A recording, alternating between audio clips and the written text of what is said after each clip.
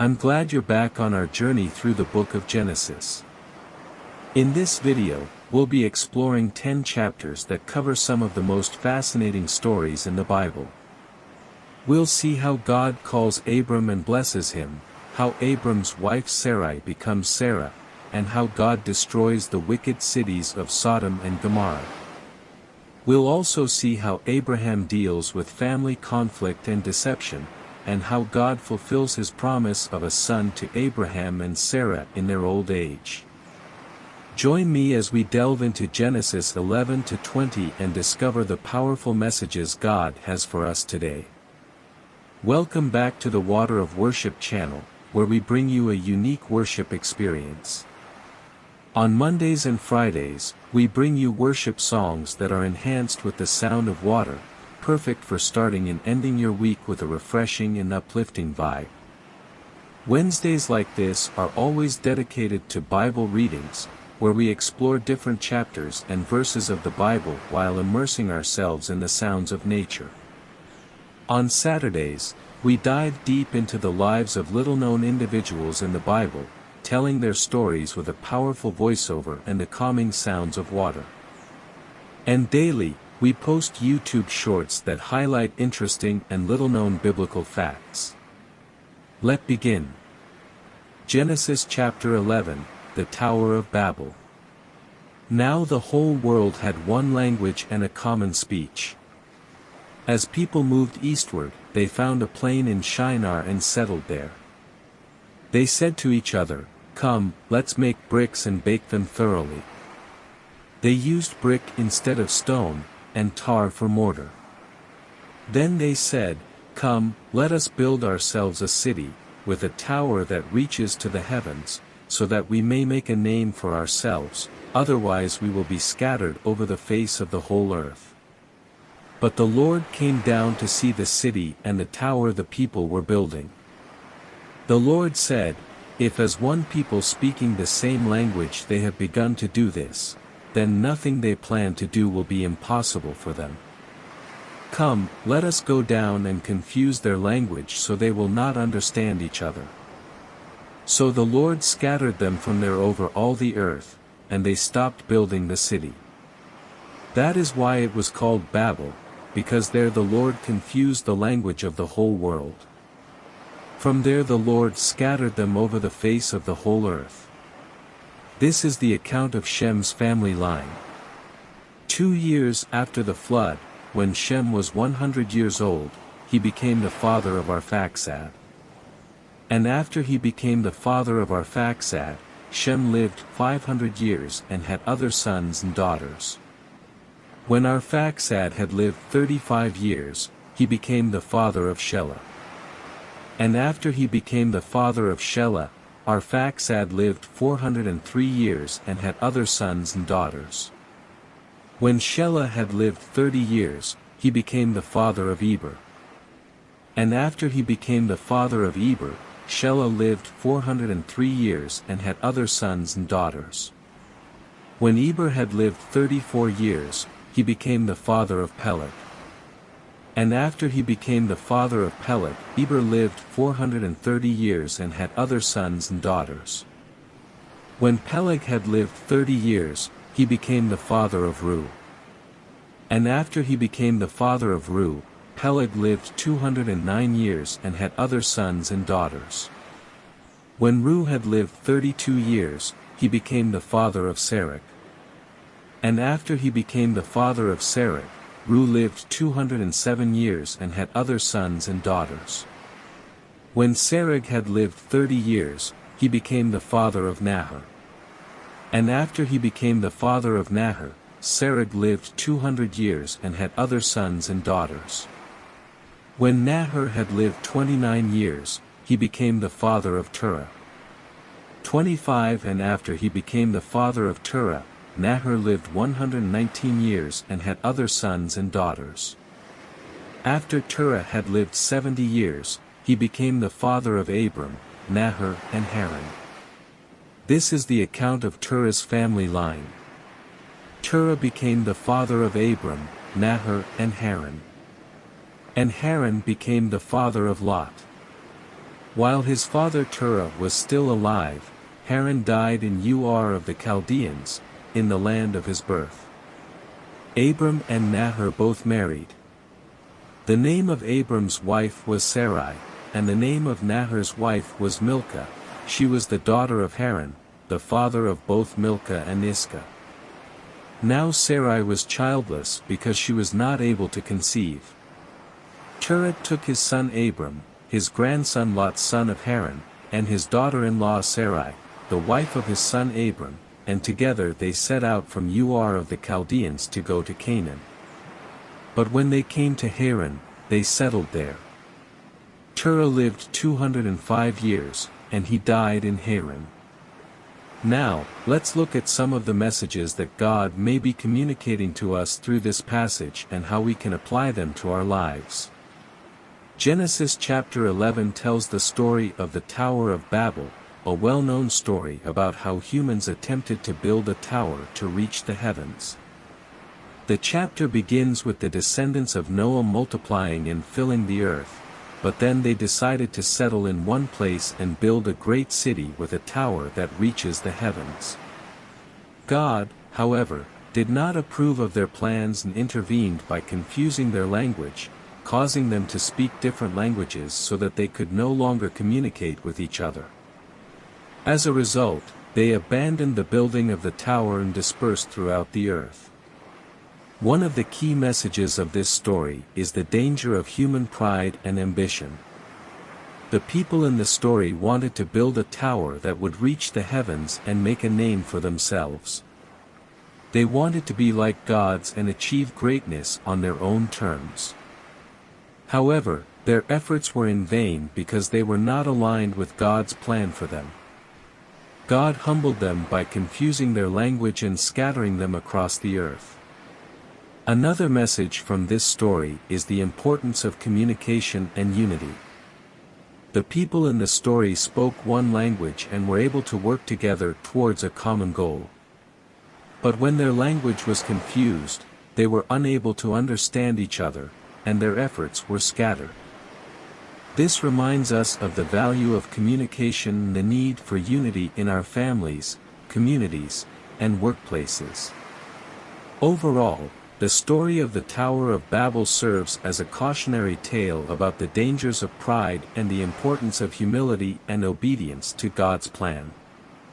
Before we proceed to the next chapter, please subscribe if you haven't and turn on the notification button for new video updates. Genesis chapter 12, the call of Abram. The Lord had said to Abram, "Go from your country, your people and your father's household to the land I will show you. I will make you into a great nation. And I will bless you. I will make your name great. And you will be a blessing. I will bless those who bless you. And whoever curses you I will curse. And all peoples on earth will be blessed through you." So Abram went, as the Lord had told him, and Lot went with him. Abram was 75 years old when he set out from Haran. He took his wife Sarai, his nephew Lot, all the possessions they had accumulated and the people they had acquired in Haran, and they set out for the land of Canaan, and they arrived there. Abram traveled through the land as far as the site of the great tree of More at Shechem. At that time the Canaanites were in the land. 7 The Lord appeared to Abram and said, "To your offspring I will give this land." So he built an altar there to the Lord, who had appeared to him. From there he went on toward the hills east of Bethel and pitched his tent, with Bethel on the west and Ai on the east. There he built an altar to the Lord and called on the name of the Lord. Then Abram set out and continued toward the Negev. Now there was a famine in the land, and Abram went down to Egypt to live there for a while because the famine was severe. As he was about to enter Egypt, he said to his wife Sarai, "I know what a beautiful woman you are. When the Egyptians see you, they will say, 'This is his wife.' Then they will kill me but will let you live. Say you are my sister, so that I will be treated well for your sake and my life will be spared because of you." When Abram came to Egypt, the Egyptians saw that Sarai was a very beautiful woman. And when Pharaoh's officials saw her, they praised her to Pharaoh, and she was taken into his palace. He treated Abram well for her sake, and Abram acquired sheep and cattle, male and female donkeys, male and female servants, and camels. But the Lord inflicted serious diseases on Pharaoh and his household because of Abram's wife Sarai. So Pharaoh summoned Abram. "What have you done to me?" he said. "Why didn't you tell me she was your wife? Why did you say, 'She is my sister,' so that I took her to be my wife? Now then, here is your wife. Take her and go." Then Pharaoh gave orders about Abram to his men, and they sent him on his way, with his wife and everything he had. Now, let's look at some of the messages that God may be communicating to us through this passage and how we can apply them to our lives. In Genesis 12, God calls Abram, later known as Abraham, and makes a covenant with him, promising to bless him and make him a great nation. This chapter highlights several important messages that can be applied to our lives today. Number 1, God's promises are trustworthy. In verse 1, God tells Abram to leave his country, his people, and his father's household, and go to the land God will show him. This was a difficult and uncertain journey for Abram, but he trusted in God's promises and obeyed. Likewise, we can trust in God's promises for our lives, even if the journey may be difficult and uncertain. Number 2, obedience brings blessings. In verse 2-3, God promises to bless Abram and make his name great if he obeys his commands. Abram's obedience resulted in God fulfilling his promises to him. Similarly, our obedience to God can lead to blessings in our lives. Number 3, faith requires action. In verse 4, Abram sets out on his journey with his wife Sarai and his nephew Lot, showing that his faith in God required action. We too must put our faith into action and obey God's commands. Number 4, God can use imperfect people. Abram was not a perfect man, but God still chose him to be the father of a great nation and a blessing to others. This reminds us that God can use imperfect people like us to do great things for his kingdom. Number 5, God is faithful. Throughout the chapter, we see God's faithfulness to Abram. He protects him from harm, guides him on his journey, and fulfills his promises to him. This shows us that we can trust in God's faithfulness in our own lives. Overall, Genesis 12 teaches us about the importance of trusting in God's promises, obeying his commands, putting our faith into action, and relying on his faithfulness. Genesis chapter 13, Abram and Lot separate. So Abram went up from Egypt to the Negev, with his wife and everything he had, and Lot went with him. Abram had become very wealthy in livestock and in silver and gold. From the Negev he went from place to place until he came to Bethel, to the place between Bethel and Ai where his tent had been earlier and where he had first built an altar. There Abram called on the name of the Lord. Now Lot, who was moving about with Abram, also had flocks and herds and tents. But the land could not support them while they stayed together, for their possessions were so great that they were not able to stay together. And quarreling arose between Abram's herders and Lot's. The Canaanites and Perizzites were also living in the land at that time. So Abram said to Lot, "Let's not have any quarreling between you and me, or between your herders and mine, for we are close relatives. Is not the whole land before you? Let's part company. If you go to the left, I'll go to the right, if you go to the right, I'll go to the left." Lot looked around and saw that the whole plain of the Jordan toward Zoar was well watered, like the garden of the Lord, like the land of Egypt. This was before the Lord destroyed Sodom and Gomorrah. So Lot chose for himself the whole plain of the Jordan and set out toward the east. The two men parted company. Abram lived in the land of Canaan, while Lot lived among the cities of the plain and pitched his tents near Sodom.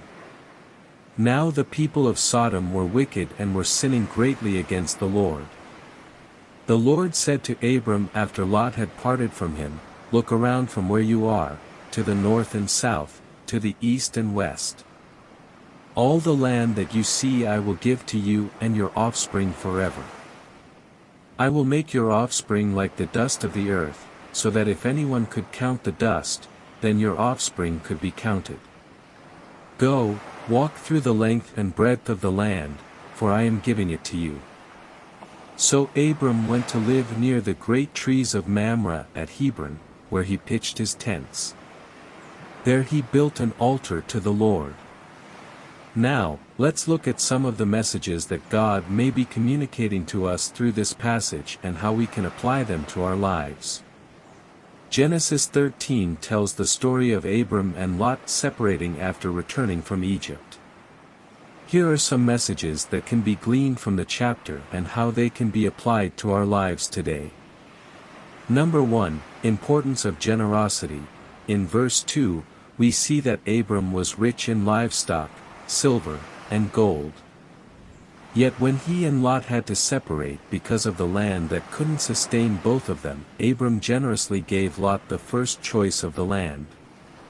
We can learn from Abram's generosity and apply it in our lives by being willing to give to others without expecting anything in return. Number 2, God's promises. In verse 14, God reaffirmed his promise to Abram that he will give him and his offspring all the land he can see. This promise was first given to Abram in Genesis 12 verse 7. This reminds us that God's promises are faithful and true. We should hold on to them and trust that God will fulfill them in His own time and in His own way. Number 3, Consequences of choices. Lot chose the fertile land and settled near Sodom, which later led to his capture and the destruction of Sodom and Gomorrah. Abram, on the other hand, settled in the land of Canaan and was blessed by God. This teaches us that our choices have consequences, and it is important to seek God's guidance in making decisions. Number 4, Importance of worship. In verse 18, we see Abram building an altar to the Lord and worshiping Him. This is a reminder to us of the importance of worshiping God and giving Him thanks for all that He has done for us. Worshiping God helps us to keep our focus on Him and to recognize His sovereignty in our lives.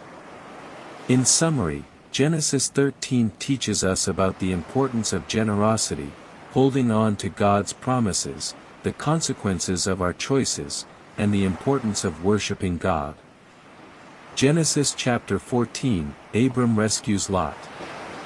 At the time when Amraphel was king of Shinar, Arioch king of Elasa, Chedorlaomer king of Elam and Tidal king of Goyim, these kings went to war against Barak king of Sodom, Bershah king of Gomorrah, Shernab king of Admah, Shemeber king of Zeboim, and the king of Bela, that is, Zor. All these latter kings joined forces in the valley of Siddim, that is, the Dead Sea Valley. For 12 years they had been subject to Chedorlaomer, but in the 13th year they rebelled. In the 14th year, Chedorlaomer and the kings allied with him went out and defeated the Rephates in Ashtaroth Karnaim, the Zuzites in Ham, the Emites in Shave Kiriathaim and the Horites in the hill country of Seir, as far as El Paran near the desert. Then they turned back and went to En Mishpat, that is, Kadesh, and they conquered the whole territory of the Amalekites, as well as the Amorites who were living in Hazaz and Tamar. Then the king of Sodom, the king of Gomorrah, the king of Admah, the king of Zeboim and the king of Bela, that is, Zor, marched out and drew up their battle lines in the valley of Siddim against Chedorlaomer king of Elam, Tidal king of Goyim, Amraphel king of Shinar and Arioch king of Elasa, for kings against 5. Now the valley of Siddim was full of tar pits, and when the kings of Sodom and Gomorrah fled, some of the men fell into them and the rest fled to the hills. The 4 kings seized all the goods of Sodom and Gomorrah and all their food, then they went away. They also carried off Abram's nephew Lot and his possessions, since he was living in Sodom. A man who had escaped came and reported this to Abram the Hebrew. Now Abram was living near the great trees of Mamre the Amorite, a brother of Eshcol and Aner, all of whom were allied with Abram. When Abram heard that his relative had been taken captive, he called out the 318 trained men born in his household and went in pursuit as far as Dan. During the night Abram divided his men to attack them and he routed them, pursuing them as far as Hobah, north of Damascus. He recovered all the goods and brought back his relative Lot and his possessions, together with the women and the other people. After Abram returned from defeating Chedorlaomer and the kings allied with him, the king of Sodom came out to meet him in the valley of Shave, that is, the king's valley. Then Melchizedek king of Salem brought out bread and wine. He was priest of God Most High, and he blessed Abram, saying, Blessed be Abram by God Most High, Creator of heaven and earth. And praise be to God Most High, who delivered your enemies into your hand. Then Abram gave him 1/10 of everything. The king of Sodom said to Abram, Give me the people and keep the goods for yourself. But Abram said to the king of Sodom, With raised hand I have sworn an oath to the Lord, God Most High, Creator of heaven and earth, that I will accept nothing belonging to you, not even a thread or the strap of a sandal, so that you will never be able to say, I made Abram rich. I will accept nothing but what my men have eaten and the share that belongs to the men who went with me, to Aner, Eshcol and Mamre. Let them have their share. Now, let's look at some of the messages that God may be communicating to us through this passage and how we can apply them to our lives. Genesis chapter 14 is a story about a war between 4 kings and 5 kings. During the battle, Lot, Abraham's nephew, is taken captive along with his family and belongings. Upon hearing this news, Abraham gathers his men and sets out to rescue Lot. One of the key messages in this chapter is the importance of standing up for what is right and protecting those in need. Abraham could have easily stayed out of the conflict and ignored Lot's capture, but instead, he chose to take action and risked his own safety to rescue his nephew. This shows the importance of valuing human life and standing up against injustice, even when it's not easy. Another message that can be derived from this chapter is the importance of alliances and friendships. When Abraham hears of Lot's capture, he reaches out to his allies and forms a coalition to help rescue Lot. This demonstrates the value of having strong relationships with others, as they can provide support and help during times of crisis. In our modern lives, these messages can be applied by standing up for what is right and fighting against injustice, as well as building and nurturing strong relationships with our friends and allies.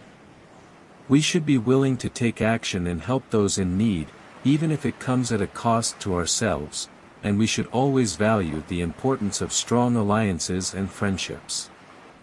Genesis chapter 15, the Lord's covenant with Abram. After this, the word of the Lord came to Abram in a vision. Do not be afraid, Abram. I am your shield, your very great reward. But Abram said, Sovereign Lord, what can you give me since I remain childless and the one who will inherit my estate is Eliezer of Damascus? And Abram said, You have given me no children, so a servant in my household will be my heir. Then the word of the Lord came to him, This man will not be your heir, but a son who is your own flesh and blood will be your heir. He took him outside and said, Look up at the sky and count the stars, if indeed you can count them. Then he said to him, So shall your offspring be. Abram believed the Lord, and he credited it to him as righteousness. He also said to him, I am the Lord, who brought you out of Ur of the Chaldeans to give you this land to take possession of it. But Abram said, Sovereign Lord, how can I know that I will gain possession of it? So the Lord said to him, Bring me a heifer, a goat and a ram, each 3 years old, along with a dove and a young pigeon. Abram brought all these to him, cut them in two and arranged the halves opposite each other. The birds, however, he did not cut in half. 11 Then birds of prey came down on the carcasses, but Abram drove them away. As the sun was setting, Abram fell into a deep sleep, and a thick and dreadful darkness came over him. Then the Lord said to him, Know for certain that for 400 years your descendants will be strangers in a country not their own, and that they will be enslaved and mistreated there. But I will punish the nation they serve as slaves, and afterward they will come out with great possessions. You, however, will go to your ancestors in peace and be buried at a good old age. In the 4th generation your descendants will come back here, for the sin of the Amorites has not yet reached its full measure. When the sun had set and darkness had fallen, a smoking fire pot with a blazing torch appeared and passed between the pieces. On that day the Lord made a covenant with Abram and said, To your descendants I give this land, from the Wadi of Egypt to the great river, the Euphrates, the land of the Kenite, Kenizzites, Cadmonites, Hittites, Perizzites, Rephates, Amorites, Canaanites, Girgashites and Jebusites. Now, let's look at some of the messages that God may be communicating to us through this passage and how we can apply them to our lives. Genesis chapter 15 is a pivotal moment in the life of Abram, later known as Abraham, as it is the chapter where God makes a covenant with him. Here are some messages that can be derived from this chapter and how they can be applied to our lives today. God is faithful to keep his promises. In this chapter, God promises Abram that he will have a son and that his descendants will be as numerous as the stars in the sky. Despite Abram's doubts, God fulfills his promise, and Isaac is born to him and Sarah. We can take comfort in the fact that God is faithful to keep his promises to us, even when we doubt him. Faith in God is counted as righteousness. When Abram expresses his faith in God, it is counted to him as righteousness. This is a recurring theme throughout the Bible, that faith in God is what ultimately matters. We can apply this message to our lives by trusting in God and having faith in him, even in difficult circumstances. God's plan often involves birth 3, waiting and patience. God tells Abram that his descendants will be enslaved in a foreign land for 400 years before being delivered by God. This shows us that God's plan often involves waiting and patience, and we should trust in his timing even when we don't understand it. God's covenant with us is unbreakable. God makes a covenant with Abram, promising him land and descendants. This covenant is unbreakable and is ultimately fulfilled through Jesus Christ. As believers, we are also part of this covenant, and we can trust in God's promises to us. Overall, Genesis 15 teaches us about God's faithfulness, the importance of faith, patience and waiting on God's plan, and the unbreakable nature of God's covenant with us. Please don't forget to subscribe if you haven't and turn on the notification button for new video updates. Genesis chapter 16, Hagar and Ishmael. Now Sarai, Abram's wife, had borne him no children. But she had an Egyptian slave named Hagar, so she said to Abram, The Lord has kept me from having children. Go, sleep with my slave, perhaps I can build a family through her. Abram agreed to what Sarai said. So after Abram had been living in Canaan 10 years, Sarai his wife took her Egyptian slave Hagar and gave her to her husband to be his wife. For he slept with Hagar, and she conceived. When she knew she was pregnant, she began to despise her mistress. Then Sarai said to Abram, "You are responsible for the wrong I am suffering. I put my slave in your arms, and now that she knows she is pregnant, she despises me. May the Lord judge between you and me." "Your slave is in your hands," Abram said. "Do with her whatever you think best." Then Sarai mistreated Hagar, so she fled from her. The angel of the Lord found Hagar near a spring in the desert. It was the spring that is beside the road to Shur. And he said, "Hagar, slave of Sarai, where have you come from, and where are you going?" "I'm running away from my mistress Sarai," she answered. Then the angel of the Lord told her, "Go back to your mistress and submit to her." The angel added, "I will increase your descendants so much that they will be too numerous to count." The angel of the Lord also said to her, "You are now pregnant, and you will give birth to a son. You shall name him Ishmael. For the Lord has heard of your misery. He will be a wild donkey of a man. His hand will be against everyone, and everyone's hand against him. And he will live in hostility toward all his brothers."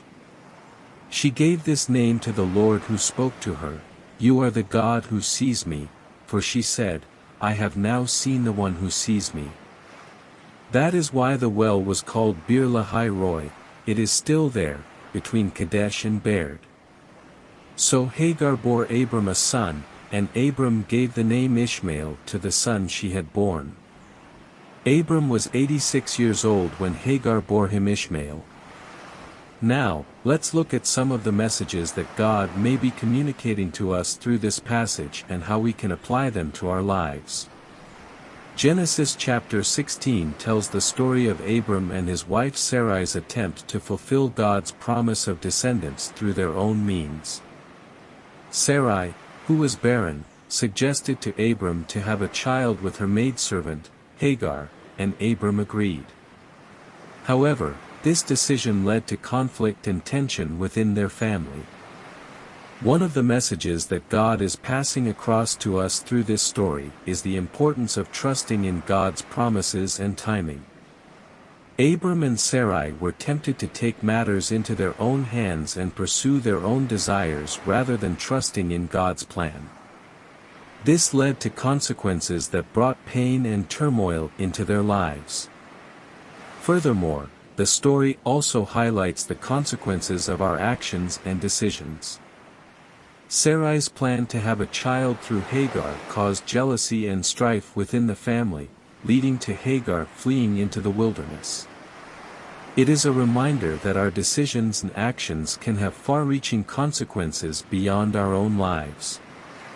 In addition, the story also shows God's care for the marginalized and oppressed.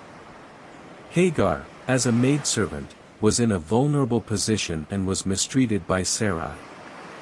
However, God showed compassion towards her and promised to bless her and her descendants. As we apply this story to our lives today, we are reminded to trust in God's timing and plans, and to resist the temptation to take matters into our own hands. We must also consider the consequences of our decisions and actions, and seek to show compassion and care for the vulnerable and marginalized in our communities. Genesis chapter 17, the covenant of circumcision. When Abram was 99 years old, the Lord appeared to him and said, "I am God Almighty, walk before me faithfully and be blameless. Then I will make my covenant between me and you and will greatly increase your numbers." Abram fell face down, and God said to him, "As for me, this is my covenant with you, you will be the father of many nations. No longer will you be called Abram, your name will be Abraham, for I have made you a father of many nations. I will make you very fruitful, I will make nations of you, and kings will come from you. I will establish my covenant as an everlasting covenant between me and you and your descendants after you for the generations to come, to be your God and the God of your descendants after you. The whole land of Canaan, where you now reside as a foreigner, I will give as an everlasting possession to you and your descendants after you, and I will be their God. Then God said to Abraham, As for you, you must keep my covenant, you and your descendants after you for the generations to come. This is my covenant with you and your descendants after you, the covenant you are to keep, every male among you shall be circumcised.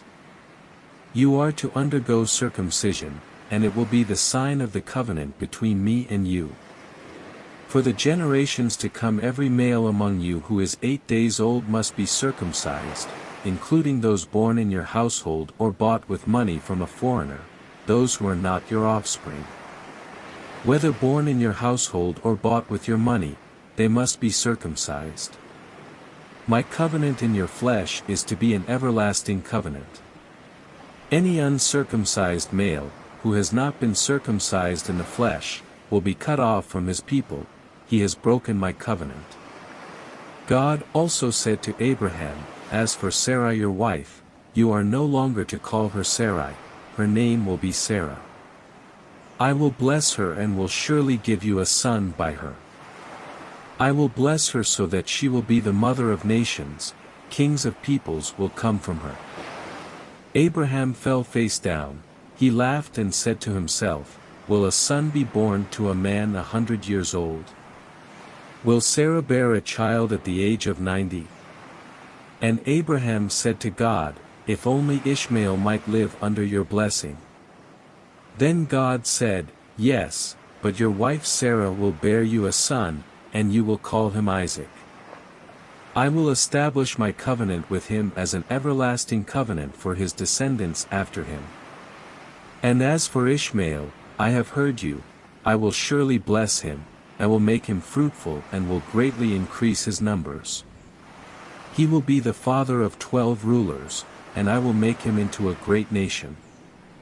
But my covenant I will establish with Isaac, whom Sarah will bear to you by this time next year. When he had finished speaking with Abraham, God went up from him. On that very day Abraham took his son Ishmael, and all those born in his household or bought with his money, every male in his household, and circumcised them, as God told him. Abraham was 99 years old when he was circumcised, and his son Ishmael was 13.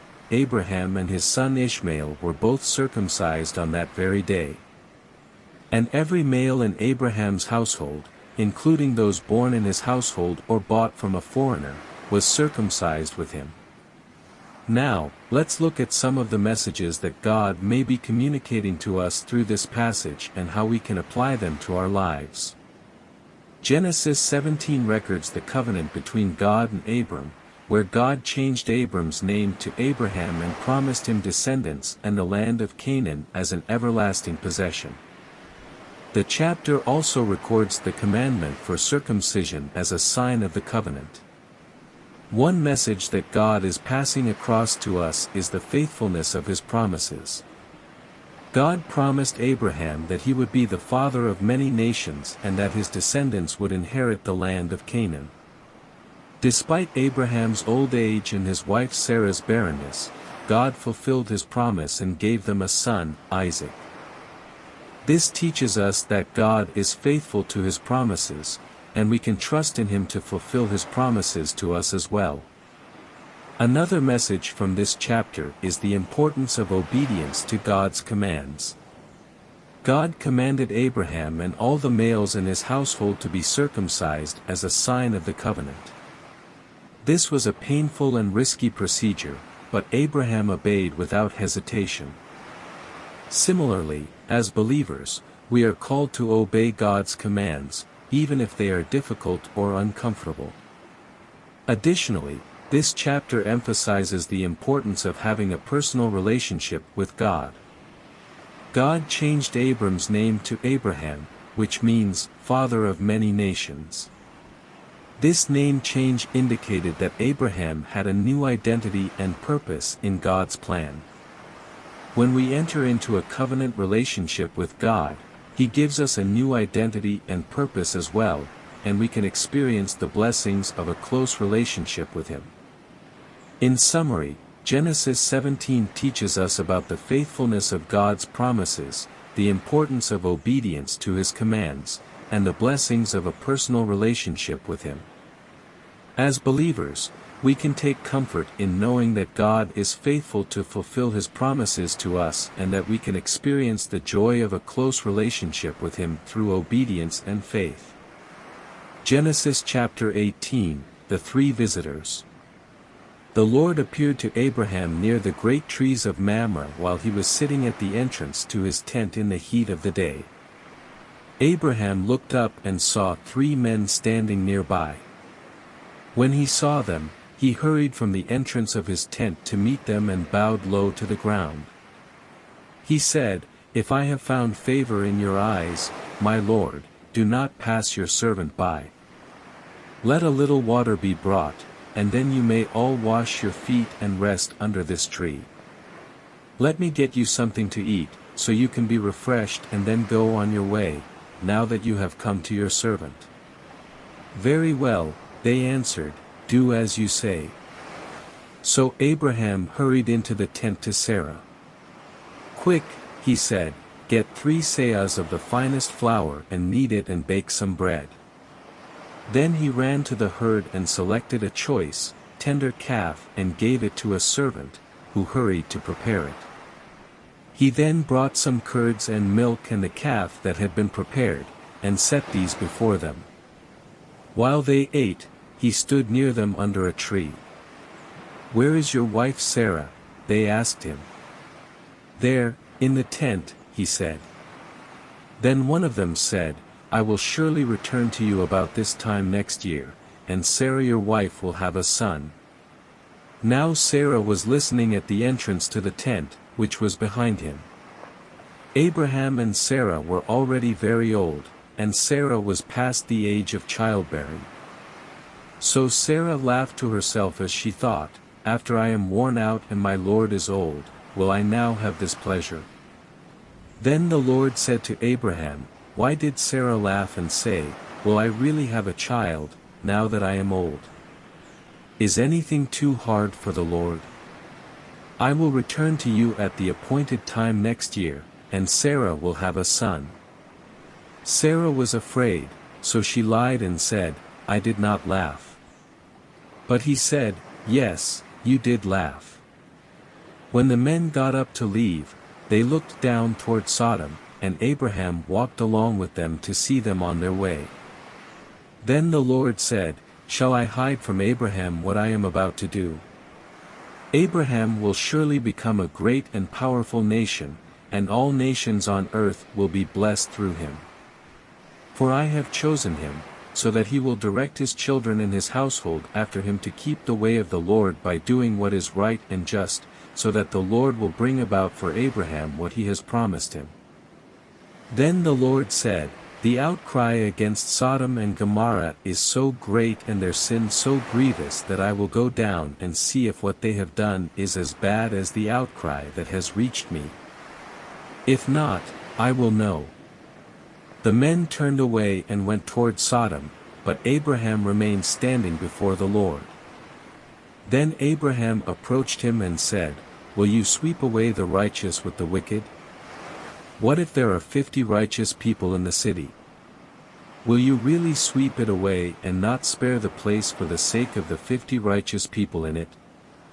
Far be it from you to do such a thing, to kill the righteous with the wicked, treating the righteous and the wicked alike. Far be it from you. Will not the judge of all the earth do right?" The Lord said, "If I find 50 righteous people in the city of Sodom, I will spare the whole place for their sake."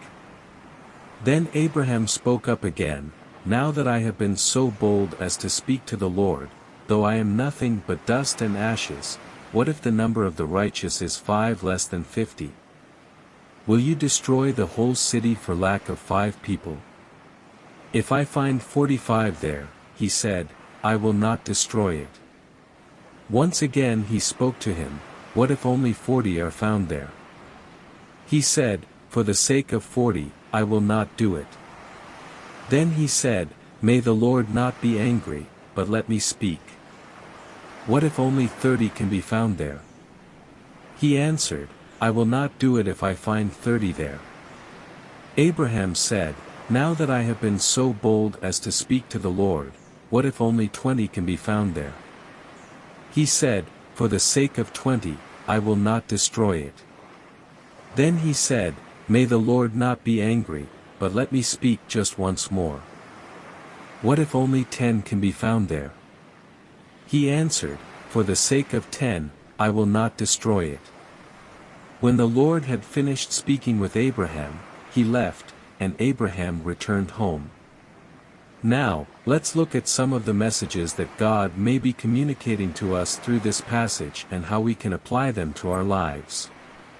Genesis chapter 18 begins with the appearance of the Lord to Abraham at the great trees of Mamre. Abraham offers hospitality to the Lord and two of his companions, and during their visit, the Lord promises Abraham and Sarah that they will have a son in their old age. One message that can be drawn from this chapter is the importance of hospitality and kindness.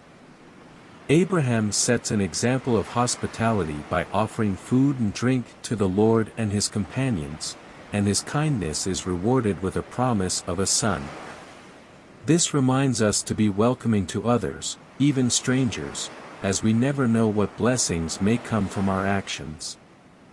Another message from this chapter is the faithfulness of God's promises. Despite Abraham and Sarah's old age and apparent inability to conceive, God fulfills his promise to them and grants them a son. This reminds us that God's promises are sure, and we can trust in him to keep his word even when circumstances seem impossible. Additionally, the chapter emphasizes the importance of prayer and intercession.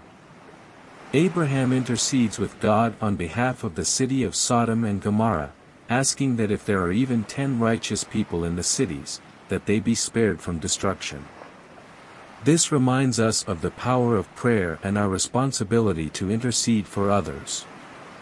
In our lives today, we can apply the messages of hospitality, faithfulness, and prayer to our interactions with others and our relationship with God.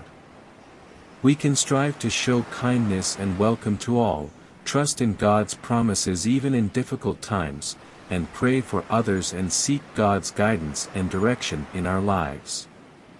Genesis chapter 19, Sodom and Gomorrah destroyed.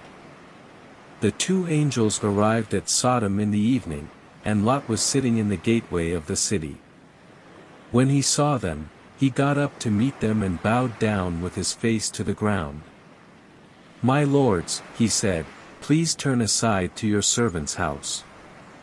You can wash your feet and spend the night and then go on your way early in the morning. No, they answered, we will spend the night in the square. But he insisted so strongly that they did go with him and entered his house. He prepared a meal for them, baking bread without yeast, and they ate. Before they had gone to bed, all the men from every part of the city of Sodom, both young and old, surrounded the house. They called to Lot, where are the men who came to you tonight? Bring them out to us so that we can have sex with them. Lot went outside to meet them and shut the door behind him and said, no, my friends. Don't do this wicked thing. Look, I have 2 daughters who have never slept with a man. Let me bring them out to you, and you can do what you like with them. But don't do anything to these men, for they have come under the protection of my roof. Get out of our way, they replied. This fellow came here as a foreigner, and now he wants to play the judge. We'll treat you worse than them. They kept bringing pressure on Lot and moved forward to break down the door. But the men inside reached out and pulled Lot back into the house and shut the door. Then they struck the men who were at the door of the house, young and old, with blindness so that they could not find the door. The two men said to Lot, "Do you have anyone else here, sons-in-law, sons or daughters, or anyone else in the city who belongs to you?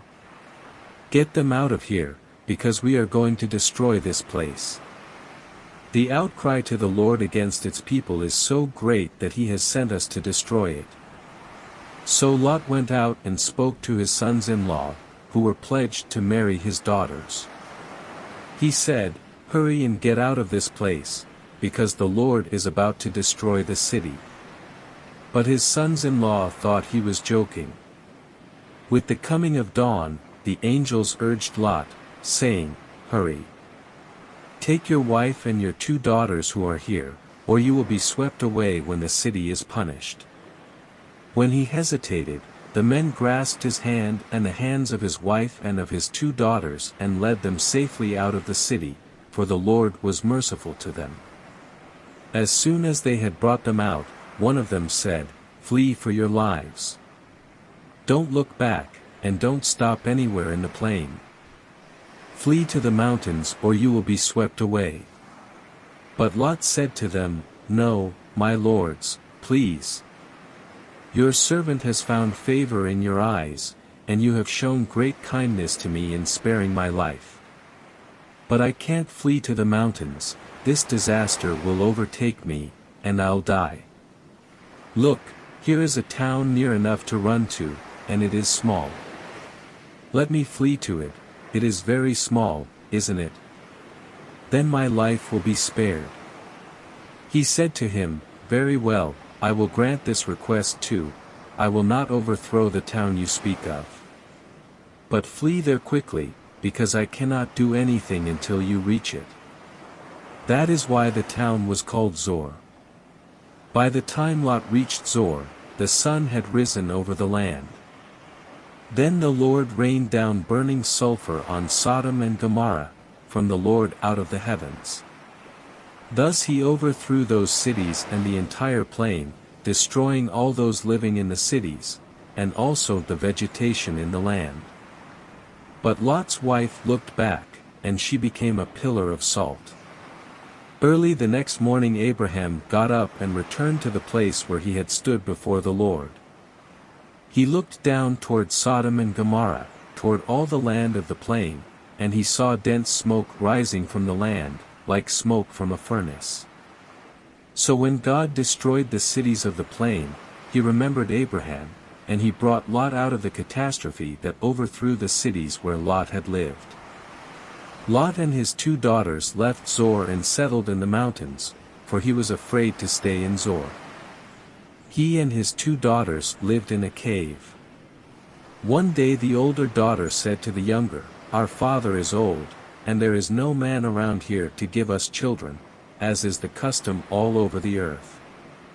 Let's get our father to drink wine and then sleep with him and preserve our family line through our father." That night they got their father to drink wine, and the older daughter went in and slept with him. He was not aware of it when she lay down or when she got up. The next day the older daughter said to the younger, "Last night I slept with my father. Let's get him to drink wine again tonight, and you go in and sleep with him so we can preserve our family line through our father."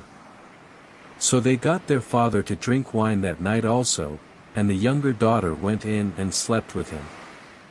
Again he was not aware of it when she lay down or when she got up. So both of Lot's daughters became pregnant by their father. The older daughter had a son, and she named him Moab. He is the father of the Moabites of today. The younger daughter also had a son, and she named him Ben-Ammi. He is the father of the Ammonites of today. Now, let's look at some of the messages that God may be communicating to us through this passage and how we can apply them to our lives. Genesis chapter 19 is a continuation of the story of Lot and his family. In this chapter, Lot and his family are visited by 2 angels in the city of Sodom. The people of Sodom, who were wicked and sinful, demanded that Lot hand over the angels so that they could have sex with them. Lot refused and the angels blinded the men of the city. The angels warned Lot to flee the city with his family before it was destroyed. Lot initially hesitated but eventually fled with his wife and 2 daughters. The city of Sodom was then destroyed by fire and brimstone from the Lord. One of the main messages from this chapter is the consequences of sin. The people of Sodom were extremely wicked and sinful, and their behavior brought destruction upon them. The Lord cannot tolerate sin and rebellion against him, and he will judge sinners accordingly. Another message from this chapter is the importance of obedience to God's commands. Lot was warned by the angels to leave the city before it was destroyed, and he was obedient to their command. His wife, however, disobeyed and looked back at the city, and she was turned into a pillar of salt.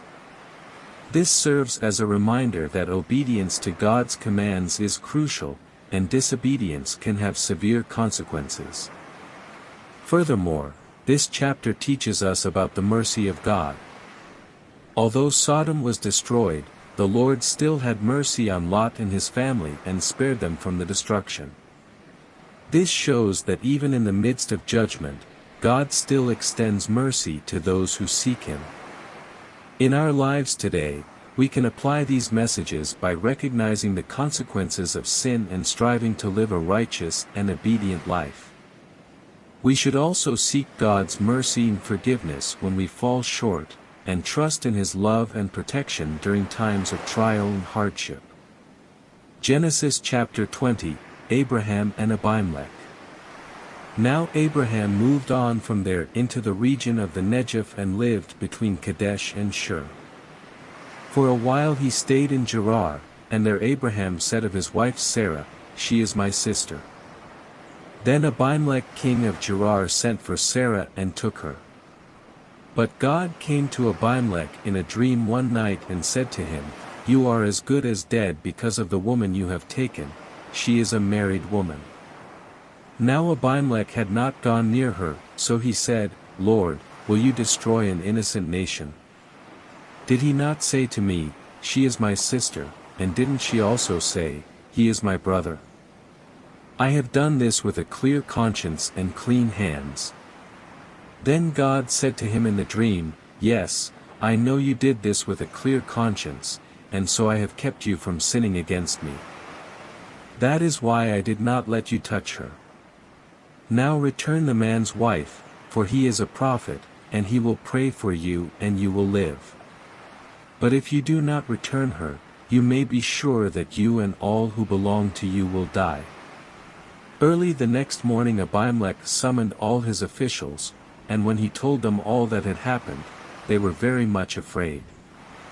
Then Abimelech called Abraham in and said, "What have you done to us? How have I wronged you that you have brought such great guilt upon me and my kingdom? You have done things to me that should never be done." And Abimelech asked Abraham, "What was your reason for doing this?" Abraham replied, "I said to myself, there is surely no fear of God in this place, and they will kill me because of my wife. Besides, she really is my sister, the daughter of my father though not of my mother, and she became my wife. And when God had me wander from my father's household, I said to her, 'This is how you can show your love to me, everywhere we go, say of me, he is my brother.' Then Abimelech brought sheep and cattle and male and female slaves and gave them to Abraham, and he returned Sarah his wife to him. And Abimelech said, 'My land is before you, live wherever you like.' To Sarah he said, 'I am giving your brother 1,000 shekels of silver. This is to cover the offense against you before all who are with you, you are completely vindicated.' Then Abraham prayed to God, and God healed Abimelech, his wife and his female slaves so they could have children again, for the Lord had kept all the women in Abimelech's household from conceiving because of Abraham's wife Sarah. Now, let's look at some of the messages that God may be communicating to us through this passage and how we can apply them to our lives.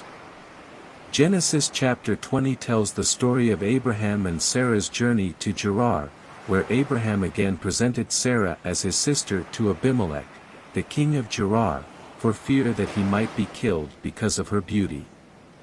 In this chapter, God intervenes by appearing to Abimelech in a dream and warning him that Sarah is actually Abraham's wife. Abimelech confronts Abraham about this deception, and Abraham confesses his fear and asks for mercy from God. The message that God is passing across to us in this chapter is the importance of honesty and trust in our relationships. Abraham's actions in presenting Sarah as his sister were driven by fear, but it led to a dangerous situation where Abimelech could have committed adultery without knowing the truth. God's intervention in the situation shows that He values honesty and integrity in our dealings with others. In our lives today, we are often faced with situations where we might be tempted to deceive others to protect ourselves or gain some advantage. However, we should remember that honesty and transparency are the foundations of healthy relationships. It's better to admit our weaknesses and fears and trust in God's protection than to resort to deception. We should also be careful not to judge others based on our assumptions or stereotypes, as Abimelech did with Sarah. In summary, Genesis chapter 20 teaches us that honesty, trust, and transparency are essential for healthy relationships, and God values these qualities in us. Thank you for reading the Word of God with me and staying until the end of this video. Don't forget to like and leave us a comment if you enjoy this content, and most importantly, subscribe to our channel for a unique worship experience where you can find peace, inspiration, and spiritual growth. And you can look forward to our daily YouTube shorts that highlight interesting and little-known biblical facts. Join us every day for a quick dose of knowledge and inspiration. Please note that the products listed below in the description section are some recommended Christian items that I feel will help you, your kids, and your loved ones grow spiritually in faith. The links are affiliate links, which means I may earn a commission if you purchase them. Thank you for supporting my channel. See you in the next video.